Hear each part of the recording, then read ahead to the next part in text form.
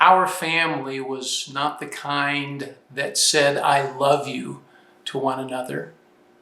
But don't misunderstand, we did love each other. It just wasn't expressed in words. Dad and Mom provided us with everything we needed at home. We had good food on the table, plenty of clothes in the closet. The hand-me-downs I wore was because I looked up to my older brother and I thought his clothes were cool. Our parents came from decent but less than privileged families. Our family tree was rooted in blue-collar people who had survived the Great Depression of the 1930s. We, as their children, were afforded a better life than they had experienced growing up. It was the summer of 1973, and I was 21 years old when I first heard my father say the words, "I love you." This was on the occasion of him being in the hospital for the very first time that I can ever remember. He had received his test results earlier that day, and the doctor's prognosis is the very thing no one wants to hear. It's cancer, and it will kill you. As I look back, I know I was in denial because it just didn't seem real, and I didn't know what to say. My dad was a leader of men. He was strong and determined and just a tough individual.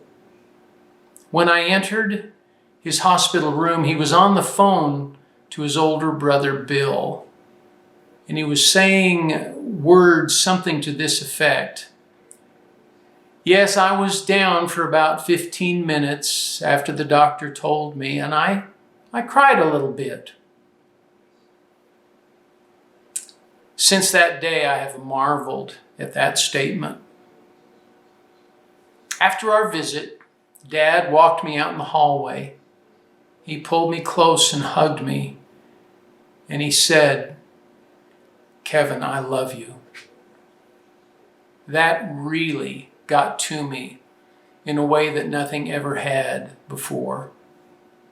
I can't even remember if I said those words back to him at that time.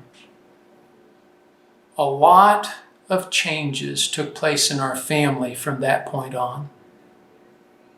Now, flash forward to the year 2020, this year.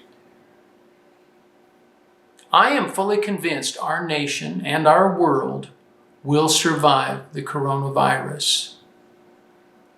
It has caused a lot of changes for all of us. But what I'm really pondering is what changes will be coming that will affect us long after the virus has subsided. Will society continue to use extra forms of hygiene? Will we still be doing some kind of social distancing? Will people be less likely to hug their friends and family? Will there be less handshaking? The only answer I have is we shall see. But may we all be encouraged by the words of the Apostle Paul when he wrote to a church in a world that lived with a plague that was known as the living death. We call it leprosy. For God is my witness, how deeply I miss all of you with the affection of Jesus Christ. And I pray this, that your love will keep on growing in knowledge so that you can determine what really matters. And you can be pure and blameless in the day of Christ, filled with the fruit of righteousness that comes through Jesus Christ to the glory of God. Philippians chapter 1, verses 8 through 11. By the way, many more people these days hear me say to them, I love you.